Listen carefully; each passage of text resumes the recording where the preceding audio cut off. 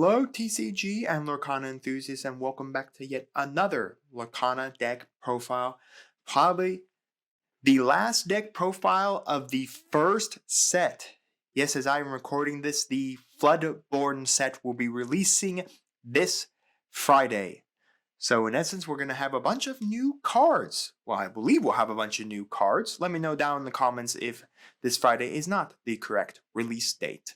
If not, we'll have one more deck of the first chapter, but if not, this is the last deck we'll be looking at for the first chapter before we start looking at Floodborn decks, or first chapter decks that now use Floodborn cards. So anyways, today's deck is Amber Midrange, which is Amber Sapphire. This deck comes courtesy of Fontic on YouTube. I will leave a link down in the description below to his original video. Go check him out.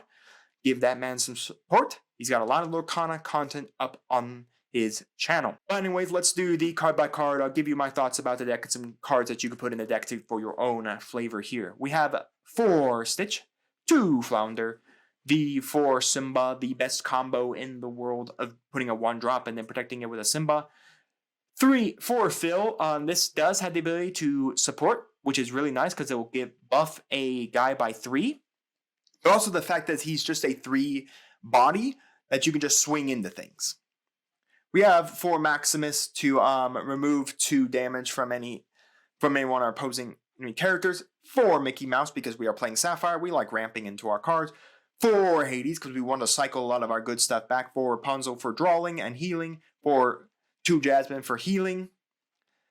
We have 4 Maleficent.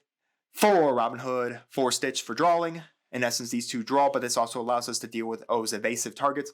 4 Hades to deal with the board. Presence. 4 BR gets to search what we need to search. 4 Let It Go to find what we need to basically remove stuff just like Hades. And then 4 Eye of Fate so that we can push for game. So what exactly is mid-range? So Amber mid-range usually goes around mid-range. You're not going to see a lot of cards in your hand, but what you are going to see is you're hoping that by mid-game you've controlled the board, you're starting to draw into those high-value things you need. Rapunzel's, Hades, Let It Go, Jasmine's, Stitch, all the high-value cards that you need. That's what you do by mid-range. You're not basically hoping to draw into those really, really strong cards that drop on your opponent and then start swinging, controlling board, and doing all of that. So overall, this deck isn't too bad.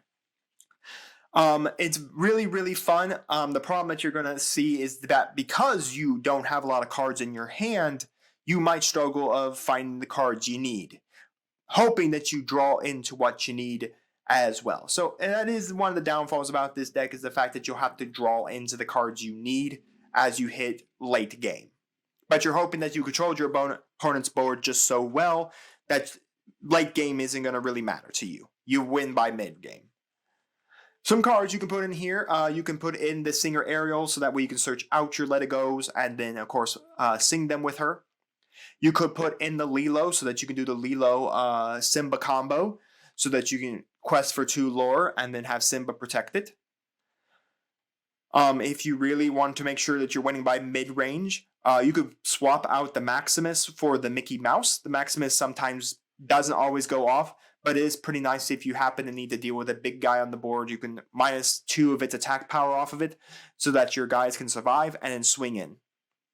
But maybe you don't want that. Maybe you want to be able to say mid-range, but still collecting a lot of lore. The Mickey Mouse is not bad at a 3/3 collecting lore. That's really about it for that.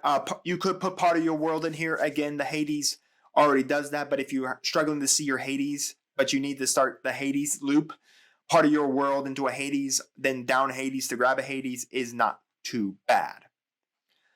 Since we are a mid-range deck, we're not ramping a lot, so the Bell really isn't really great here. If you wanted to for ramping, you could put Grandma Tala in here, and if you are going to put Grandma Tala for ramping, I would highly recommend putting in 1 jump ahead to ramp up, but we're not really concerned about ramping. We're concerned about getting into the mid-game and then controlling our opponent's board. So if you are going to put a slight ramping engine into here, then I would say the Bell is a good put in there because she automatically can get to that 5 lore and automatically can start questing you for quite a lot.